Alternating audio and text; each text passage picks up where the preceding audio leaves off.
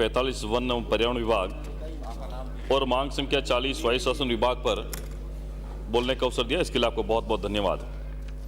माननीय सभापति महोदय, मैं वन एवं पर्यावरण विभाग पर मैंने जो कट मोशन दिया उस पर मेरी बात रखूंगा। विधानसभा क्षेत्र जेतारण में वन क्षेत्र जो मेरे रायपुर पंचायत समिति का मगरा क्षेत्र है, जिसमें ग्राम काड़ब, पचानपुरा, बगड़ी, कलालिया, काणुजा, इसके आसपास में वन क्षेत्र में वहाँ के लोग जो हैं वो बकरी, भेड़, गाय इनको पालकर अपना आजीविका चलाते हैं। तो वहाँ वन विभाग के जो अधिकारी हैं उनको मुश्किल परेशान करते हैं, उनको वहाँ ये गाय, भैंस, बकरी चराने देते नहीं हैं और रिश्वत के पैसे मांगते हैं। तो माननीय मंत्री महोदय, आपसे निवेदन है कि कृपया इसकी जांच कराएं, ऐसे लोगों को पाबंद करें कि जहां गरीब लोग जहां बरसों से रह रहे हैं वहां अगर उनके वन क्षेत्र में गाय भैंस नहीं चराने देंगे तो फिर उनको कैसे होगा। इसलिए रायपुर पंचायत समिति मगरा क्षेत्र में इस प्रकार की व्यवस्था को बंद करें।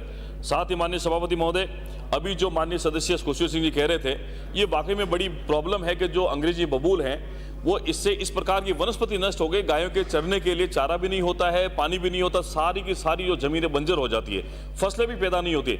उनको राजस्थान सरकार एक ऐसा ऑर्डर करके जेसीबी से मतलब उनकी जड़ों के सहित उनको समूल नष्ट करने का प्रयास करें, ये मेरा आपसे निवेदन है।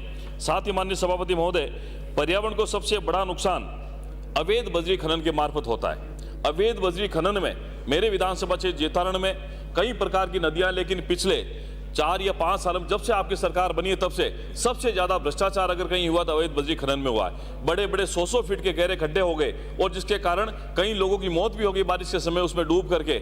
मेरा ये आपसे निवेदन है, आप जो खनिज विभाग के अधिकारी हैं, जो प्रशासन है, उनके खिलाफ में एक उच्च स्तरीय जांच कमेटी बिठाएं और जितने बड़े बड़े खड्डे हुए बिना प्रशासन की मिलीभगत के, बिना खनिज विभाग के अधिकारी की मिलीभगत के ये ऐसा काम नहीं हो सकता। इसलिए पहला मेरा निवेदन है कि ये जो बजरी माफिया तो है, लेकिन प्रशासन वाले के भी कुछ लोग माफिया, देखो पुलिस वालों के ट्रैक्टर चलते हैं, पुलिस वालों के डंपर चलते हैं। अब वो बेचारे जो गरीब आदमी जो गांव में बजरी के काम में लेता है उसको पुलिस को अधिकार नहीं उसको सीज करने का। 1,26,000 रुपए की राशि उसको चुकानी पड़ती है पुलिस वालों की मिलीभगत के कारण। इसको रोके और जो अधिकारी जो मिले उनके खिलाफ सख्त से सख्त कानूनी कार्रवाई कराएं। और माननीय सभापति महोदय, मेरे यहाँ बड़े बड़े सीमेंट के प्लांट है। सीमेंट प्लांट के कारण जितना प्रदूषण होता है, पर्यावरण का प्रदूषण होता है, चाहे वो जल प्रदूषण देख लो, चाहे वायु प्रदूषण देख लो, चाहे ध्वनि प्रदूषण देख लो, और उसके कारण जितना नुकसान हमारे लोगों को होता है और उन फैक्ट्रियों के कारण उनको मुआवजा भी नहीं मिलता है। इसलिए मेरा आपसे निवेदन है कि इन फैक्ट्रियों को पाबंद करके पर्यावरण के कारण जो धुएं के कारण जो नुकसान होता है उसका भी मुआवजा दिलाने की कृपा आप उनसे करवाएं। माननीय सभापति महोदय, एक और निवेदन, नेशनल हाईवे 458 जो नीमली, जोधा, डेगाना से लेकर ये जस्सा खेड़ा भीम तक बना था, उसमें वहां से लेकर रायपुर तक तो बन गया, रायपुर से आगे ये जस्सा खेड़ा वाया काड़ब होते हुए ये अभी अपूर्ण पड़ा। उसका कारण है माननीय मंत्री महोदय कि इसमें 7 किलोमीटर की फॉरेस्ट लैंड है। ये काड़ब के आसपास में 7 किलोमीटर जब तक वन विभाग उसकी अनुमति नहीं देगा, तो इसलिए मेरा निवेदन है कि हरिपुर रायपुर से काड़ब कला तक वन क्षेत्र की भूमि के डाइवर्जन के प्रस्ताव को तैयार कर इस नेशनल हाईवे जो अपूर्ण पड़ा है उसको स्वीकृत कराने का आदेश प्रदान करावें, ये आपसे मैं निवेदन करना चाहूंगा।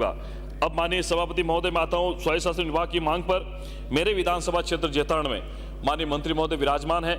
मेरे विधानसभा क्षेत्र जेतारण में जिसकी आबादी लगभग 30,000 के ऊपर है और वहां एक टाउन हॉल की स्वीकृति के लिए आपसे निवेदन है, जो लंबे समय से मैं मांग कर रहा हूं। और डी क्लास की जो नगर पालिका है, इसको आबादी जो बढ़ रही है उसके हिसाब से सी क्लास में क्रमोन्नत करके जेतारण क्षेत्रवासियों को तोहफा दे। और माननीय सभापति महोदय, नगर पालिका जेतारण का जो भवन है ये बहुत पुराना बना हुआ है, शहर के बीचों बीच बना, बस स्टैंड के ऊपर इतना कंजेस्टेड है कि वहां ना गाड़ी आ सकती है ना दूसरे वाहन खड़े हो सकते हैं, बहुत परेशानी होती है। इसलिए इस नवीन भवन के स्थान पर, पुराने भवन के स्थान पर नवीन भवन की स्वीकृति कराएं। साथ ही मेरे विधानसभा क्षेत्र 25 वार्ड है, इस 25 वार्ड में जो कॉलोनाइजर हैं उन्होंने पार्क की जमीन छोड़ते हैं, बगीचे के लिए छोड़ते हैं और फैसिलिटीज की जमीन छोड़ते हैं, उन सब का सीमांकन करवाकर उनकी 4 दीवारी कराएं और उनको विकसित करें, ये मेरा निवेदन है। साथ ही एक फायर ब्रिगेड माननीय मंत्री महोदय आपने दे दी, बड़ी है 4,500 लीटर की, लेकिन एक छोटी सी गाँव में गलियां हैं 10-10 फीट की, वहां बड़ी गाड़ी पहुंच नहीं पाती है, कभी आगजनी होती है, दुर्घटना होती है। एक 3,000 लीटर या 2500 लीटर, 2,000 की छोटी गाड़ी अगर आप लोग स्वीकृत कर देंगे नगर पालिका जेतारण के लिए तो आपकी बड़ी मेहरबानी होगी। साथ ही माननीय सभापति महोदय, नगर पालिका प्रशासन शहरों के संग अभियान राज्य सरकार का एक बहुत बड़ा योजना अभी जो चल रही है, 2 अक्टूबर को आपने इसको शुरू किया था। और माननीय सभापति महोदय, प्रशासन शहरों के संग अभियान की आड़ में नगर पालिका मंडल ने जिस प्रकार की अनियमितता की, जिस प्रकार का राजस्व का नुकसान राज्य सरकार को किया, शिकायतकर्ताओं के द्वारा जांच के लिए भी आप श्रीमान को दी गई, डीएलबी डायरेक्टर साहब को दी गई या डीडीआर जोधपुर को दी गई, जिला कलेक्टर को दी गई, लेकिन आज 6 महीने से ज्यादा गुजर जाने के बाद भी नगर पालिका के खिलाफ कोई तरह की कार्रवाई नहीं, कोई प्रकार की जांच। इसलिए मेरा निवेदन है कि आप उसको जांच कराने के लिए एक कमेटी बनाकर जांच करवाएं। और साथ ही माननीय सभापति महोदय, 2019 से लेकर 2023 तक विकास शाखा, स्टोर शाखा में जितने भी सामान का क्रय किया गया, उसमें लगभग बाजार रेट से 10 गुना के करीब ये जो सामान क्रय किया गया, उसकी जांच कराने के लिए शिकायतकर्ता निवेदन किया, उसकी भी उच्च स्तरीय टीम बनाकर जांच कराए। और साथ ही माननीय सभापति महोदय कि यहाँ जो बिना लेआउट के पट्टे जारी किए गए, भू माफियाओं को फायदा पहुंचाने के लिए सक्षम अनुमोदन से लेआउट जारी नहीं करना, डोली मंदिर की जमीन पर पट्टे जारी कर दिए गए। और उसके साथ ही आंतरिक और बाह्य विकास शुल्क भी नहीं लिया गया, जिससे राजस्थान सरकार को लाखों रुपए का नुकसान हुआ, उसके लिए भी आपसे निवेदन की जांच कराए। और साथ ही माननीय सभापति महोदय, जो नेशनल हाईवे 458 के आसपास ग्रीन बेल्ट की जमीन है, उस ग्रीन बेल्ट की जमीन में जब हम आवासीय पट्टे नहीं दे सकते, नगर पालिका कार्यालय जेतान द्वारा वहां नियमों को ताक में रखकर नियम विरुद्ध आवासीय पट्टे दे दिए गए, उसकी भी जांच करने के लिए मैं आपसे निवेदन करता हूं। और माननीय सभापति महोदय, मैं कुछ बातें कहना चाहूंगा। राज्य सरकार ने बजट में सफाई कर्मियों की घोषणा की, 30,000 किया। मैं निवेदन करूंगा कि मेरे विधानसभा क्षेत्र जेठारण में लगभग 105 पदों पर पहले सफाई कर्मियों की भर्ती हुई थी, उसमें से 68 पद अभी रिक्त हैं और जनसंख्या के हिसाब से 50 अतिरिक्त पदों की जरूरत है। और जब ये आप भर्ती तो कर देते हैं, लेकिन बाद में 2 साल प्रोबेशन पीरियड होने के बाद में सारे के सारे लोग नगर पालिका छोड़कर अपने अपने स्थान पर चले जाते हैं, पद वापस वही रिक्त हो जाता है। इसलिए मेरा निवेदन है कि वाल्मीकि समाज के स्थानीय जेतान क्षेत्र के लोगों को नई भर्ती के अंदर प्राथमिकता मिले, या कॉन्ट्रैक्ट बेस पे भी उसी क्षेत्र के शहर के लोगों को ले, ताकि शहर की सफाई व्यवस्था जो है उस पर आराम से काम कर सके। और एक कचरा संग्रहण के लिए नगर पालिका जेतान में 12 टेम्पो लगे हो माननीय मंत्री महोदय।